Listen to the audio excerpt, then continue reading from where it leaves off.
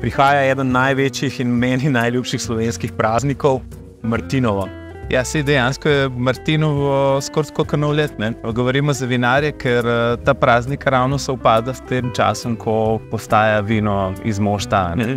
Katero vino pa najbolj paše za Martinovo pojedino? Ko govorimo o takih bogatih, korpoznih jedeh, vsekakor pridejo rdeča vina na misel. S tem sovpada tudi eno mlado vino, ki ga dejansko pridelujemo tudi v Sloveniji in kaj boljšega kot mlado vino ene avtohtone sorte, Portugalka, pridelano na zelo specifičen način, ampak vidiš, kako že nadalje v kozarcu diši po temnem jagodičevju, po rdečem cvetju.